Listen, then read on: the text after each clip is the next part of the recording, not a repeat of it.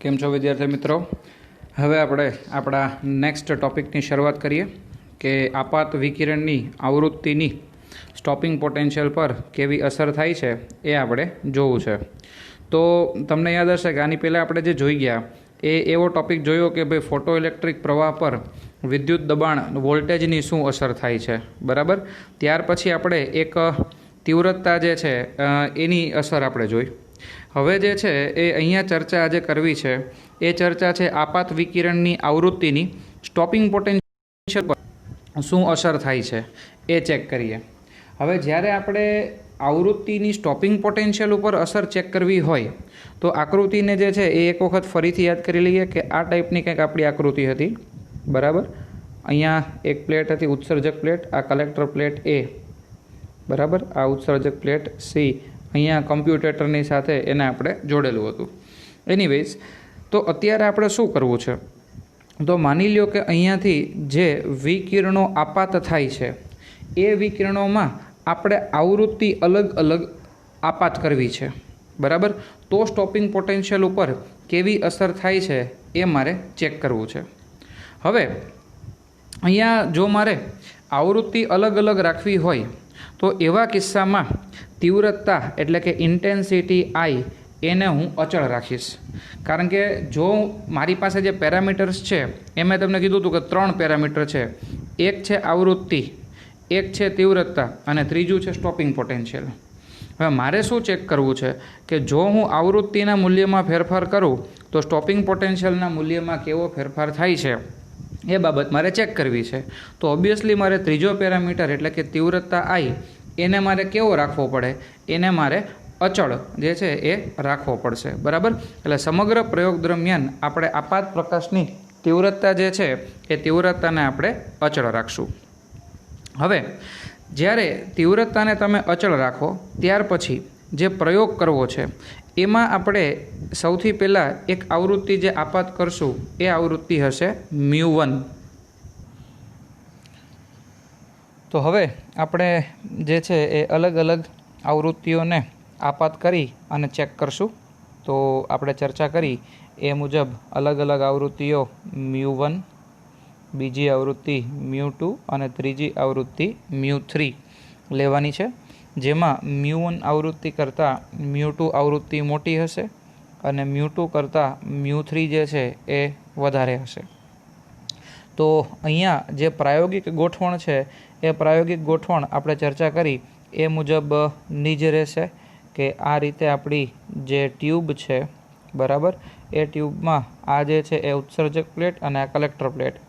Main વસ્તુ શું છે તો કે બહારથી જે પ્રકાશ આવે છે, બરાબર, જે વિકિરણો આપાત થાય છે એ વિકિરણોમાં પહેલાં તમારે શું કરવાનું, μ1 આવૃત્તિ આપાત કરવાની. ત્યાર પછી શું કરવાનું, દાખલા તરીકે આ યલો કલર જે છે, બરાબર, તો યલો કલરની μ2 આવૃત્તિ તમે આપાત કરો. અને ત્યાર પછી આપણે શું કરવું તો કે ત્યાર પછી જે છે એ સપોઝ આ પર્પલ કલરવાળી μ3 આવૃત્તિ આપાત કરો, જ્યાં μ1 કરતાં μ2ની કિંમત વધારે હશે. સપોઝ આ 100 હોય તો આ 200 હર્ટ્ઝ અને આ 300 હર્ટ્ઝ. તો દર વખતે તમારે આવૃત્તિ જે છે એ વધારતી જવાની છે, બરાબર. તો હવે એવું છે કે જો તમે ગ્રાફ જોશો તો આકૃતિમાં જે ગ્રાફ દર્શાવેલો છે એ ગ્રાફ શેનો છે, તો આ ગ્રાફ છે એ આપાત પ્રકાશની જુદી જુદી આવૃત્તિ માટે કલેક્ટર પ્લેટ સ્થિતિમાન સાથે ફોટો ઇલેક્ટ્રિક પ્રવાહનો ફેરફાર, બરાબર. તો હવે જે છે એ શું થશે તો કે ફોટો ઇલેક્ટ્રિક પ્રવાહનો ફેરફાર. તો આ બધી આવૃત્તિઓ માટે પછી એ μ1 હોય, μ2 હોય કે μ3 હોય એના માટે સંતૃપ્ત પ્રવાહ સેચ્યુરેશન કરંટ જે છે ને એ તો અચળ જ રહેશે, બરાબર, એ એક સરખો જ રહેશે. કેમ તો કે ઉત્સર્જાતા નંબર ઓફ ઇલેક્ટ્રોન છે એ આવૃત્તિ ઉપર આધાર રાખતા નથી, તેઓ તીવ્રતા એટલે કે ઇન્ટેન્સિટી આઈ ઉપર આધાર રાખે છે. તો અહીંયા આપણે તીવ્રતા એટલે કે ઇન્ટેન્સિટી આઈ આને આપણે અચળ ધારેલી છે, તીવ્રતાને આપણે અચળ રાખેલી છે. તીવ્રતા અચળ છે એટલે ઉત્સર્જાતા નંબર ઓફ ઇલેક્ટ્રોનની અંદર કોઈ ફેરફાર થશે નહીં. પરંતુ આપણે શું કરીએ છીએ તો કે ફ્રીક્વન્સી છે, આવૃત્તિ છે, એમાં ધીરે ધીરે વધારો કરીએ છીએ.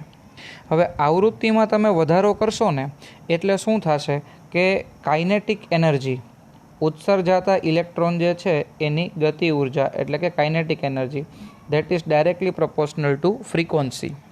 ઉત્સર્જાતા ઇલેક્ટ્રોનની ગતિ ઉર્જા જે છે એ આવૃત્તિના સમપ્રમાણમાં હશે. મતલબ કે દાખલા તરીકે μ1 આવૃત્તિ છે, બરાબર, તો એના માટે ગતિ ઉર્જા સપોઝ 100 ઇલેક્ટ્રોન વોલ્ટ હોય તો બની શકે કે μ2 જે છે એના માટે 200 ઇલેક્ટ્રોન વોલ્ટ થાય. બરાબર, મતલબ કે જો તમે આવૃત્તિની કિંમતમાં વધારો કરશો તો એની ગતિ ઉર્જામાં વધારો થાય. હવે જો ગતિ ઉર્જા વધારે હોય તો શું થાય, તો આપણે પેલી આકૃતિ ફરીથી જોઈએ. તો આ આકૃતિમાં મિત્રો એવું છે કે અહીંયા જે આપાત થતી ફ્રીક્વન્સીની અંદર તમે વધારો કરો છો, મતલબ કે આ જે ઇલેક્ટ્રોન ઉત્સર્જિત થાય છે એની ગતિ ઉર્જામાં ક્રમશઃ શું થાય છે, વધારો. તો મતલબ એવો છે કે અહીંયા એ પ્લેટ જે છે એને તમે જે નેગેટિવ ચાર્જ આપો છો એને બેટરીના નેગેટિવ ટર્મિનલ સાથે જોડો છો, તો પહેલાં સપોઝ જે -10 વોલ્ટ ઉપર છેલ્લામાં છેલ્લો ઇલેક્ટ્રોન અહીંયા સુધી પહોંચી શકતો નહોતો, એ બની શકે કે હવે -15 વોલ્ટ આપો ત્યારે છેલ્લો ઇલેક્ટ્રોન ન પહોંચે, કારણ કે તમે આવૃત્તિમાં સતત વધારો કરો છો તો ઉત્સર્જાતા ઇલેક્ટ્રોન એને ગતિ ઉર્જામાં પણ સતત. હવે તમારે સમજવાની બાબત એ છે કે જેમ જેમ તમે આવૃત્તિમાં વધારો કરતા જશો તેમ તેમ ઉત્સર્જાતા ઇલેક્ટ્રોન છે એની ગતિ ઉર્જામાં વધારો થાય. ગતિ ઉર્જામાં વધારો થાય એટલે જો તમે એવું ઈચ્છતા હોય કે છેલ્લામાં છેલ્લો ઇલેક્ટ્રોન છે એ સુધી ન પહોંચે તો તમારે અહીંયા નેગેટિવ વોલ્ટેજ જે છે એ શું કરવું પડે, વધારે આપવા પડે. બરાબર, એટલે પહેલાં માની લો કે -10થી કામ ચાલતું હોય, જો μ1 હોય તો μ2 જે છે એની કિંમત μ1 કરતાં મોટી હોય તો તમારે સ્ટોપિંગ પોટેન્શિયલ તરીકે 10ની બદલે 15 વોલ્ટ આપવા પડે. ત્યાર પછી આવૃત્તિ જે છે એને તમે μ3 કરશો. જો આવૃત્તિને વધારશો તો પછી અહીંયા ઉત્પન્ન થતા ઇલેક્ટ્રોન છે એની ગતિ ઉર્જામાં વધારો થાય.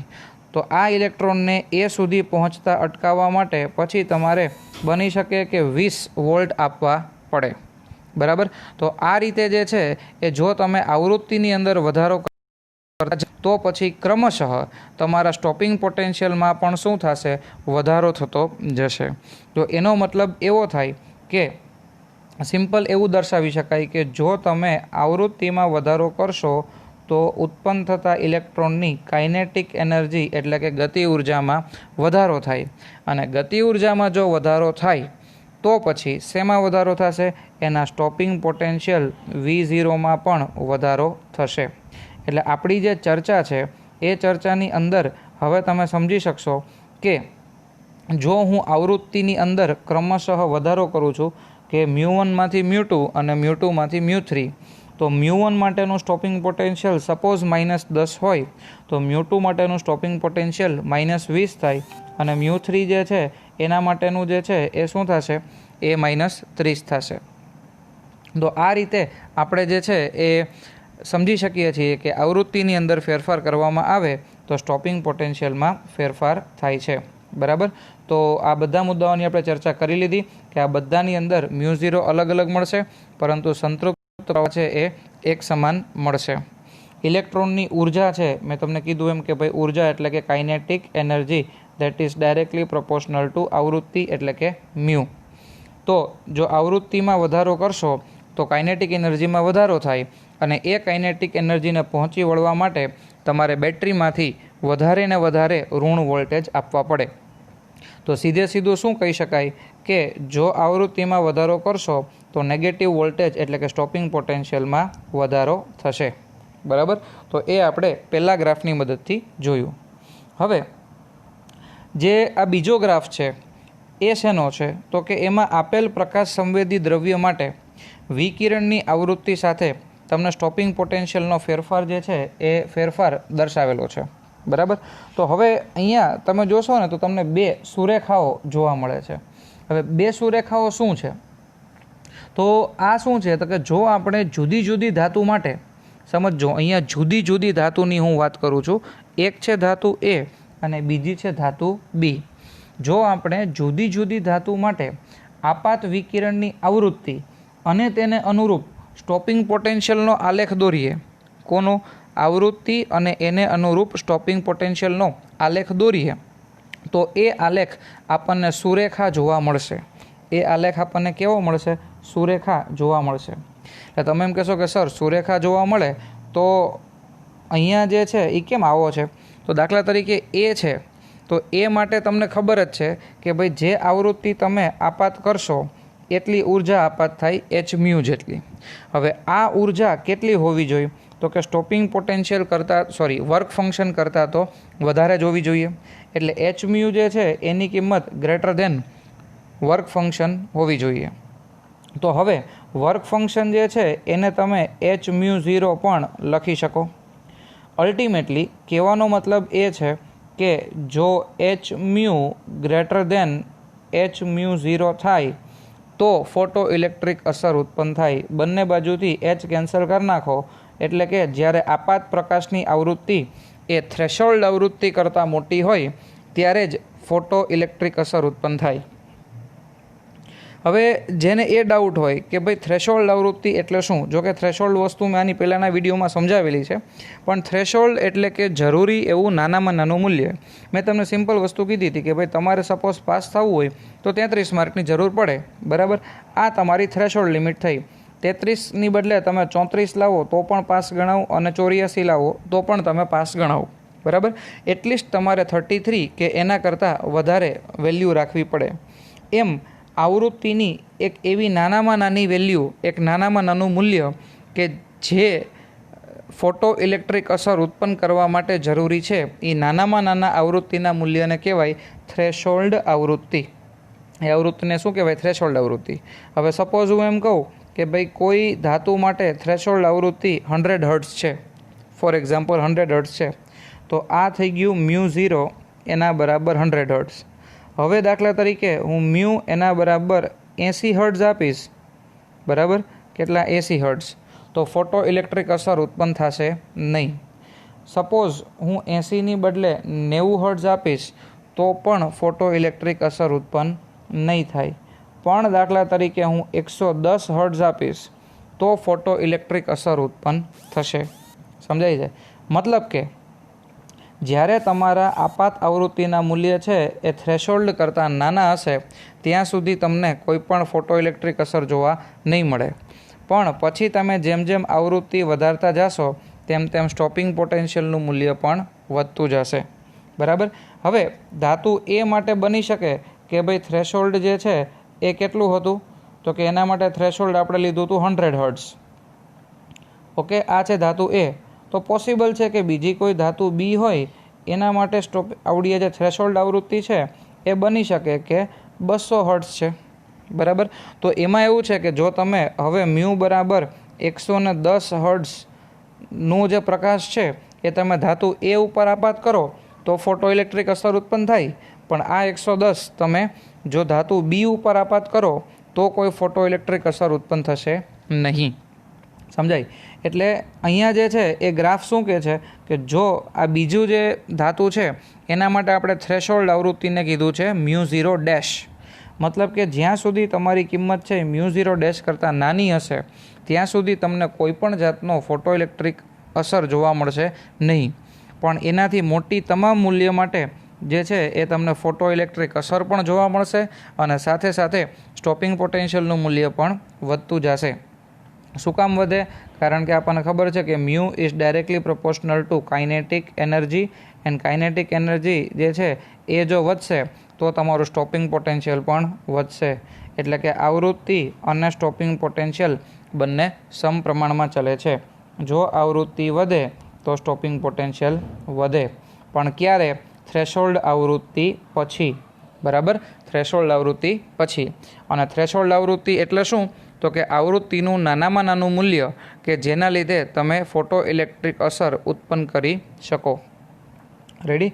તો અહીંયા અવલોકન જે છે એ 2 છે. કે જો તમે આવૃત્તિમાં ફેરફાર કરશો તો સ્ટોપિંગ પોટેન્શિયલમાં ફેરફાર થશે, એ મેં તમને કહી દીધું. અને લઘુત્તમ કટ ઓફ આવૃત્તિ માટે V0 જે છે એ શૂન્ય હોય છે. મતલબ કે જ્યાં સુધી ફોટો ઇલેક્ટ્રિક અસર ઉત્પન્ન થતી નથી ત્યાં સુધી સ્ટોપિંગ પોટેન્શિયલ જે છે એનું કોઈ મૂલ્ય મળશે જ નહીં. એવું શું કામે? કારણ કે જ્યાં સુધી તમારી આ કિંમત જે છે મ્યુ ગ્રેટર દેન મ્યુ0 ન થાય ત્યાં સુધી એકેય ઇલેક્ટ્રોન ઉત્પન્ન થવાનો જ નથી. જો કોઈ ઇલેક્ટ્રોન જ ઉત્પન્ન નથી થવાનો તો એનો વિરોધ કરવા માટે તમારે કોઈ સ્ટોપિંગ પોટેન્શિયલની પણ જરૂર પડશે નહીં. એટલે તમે એવું કહી શકો કે લઘુત્તમ કટ ઓફ જે છે બરાબર એ મ્યુ0 માટે જે સ્ટોપિંગ પોટેન્શિયલ છે એ 0 રહેશે. ત્યાર પછી આના ઉપરથી શું નિષ્કર્ષ ઉત્પન્ન થાય છે? તો નિષ્કર્ષ મેં તમને ઓલરેડી સમજાવી દીધો છે કે ગતિ ઉર્જા છે એ આવૃત્તિ ઉપર આધારિત છે, તીવ્રતા ઉપર આધારિત નથી. ફરીથી યાદ કરાવી દઉં કે નંબર ઓફ ઇલેક્ટ્રોન જે ઉત્સર્જિત થાય છે તે તીવ્રતા આધારિત છે. એટલે કે સંતૃપ્ત પ્રવાહ જે છે એ તીવ્રતા એટલે કે ઇન્ટેન્સિટી I આધારિત છે, પરંતુ ગતિ ઉર્જા જે છે એ તીવ્રતા આધારિત નથી, એ આવૃત્તિ આધારિત છે. અને જો તમારી આપાત આવૃત્તિ ન્યૂનું મૂલ્ય છે એ જો ન્યુ0 કરતાં નાનું હશે તો કોઈ પણ જાતનું ફોટો ઇલેક્ટ્રિક અસર ઉત્પન્ન થશે નહીં. અને નાનામાં નાના મૂલ્ય ન્યુ0ને કહેવાશે થ્રેશોલ્ડ આવૃત્તિ. બરાબર? તો અહીંયા આપણી ચર્ચા જે છે એ પૂર્ણ થાય છે.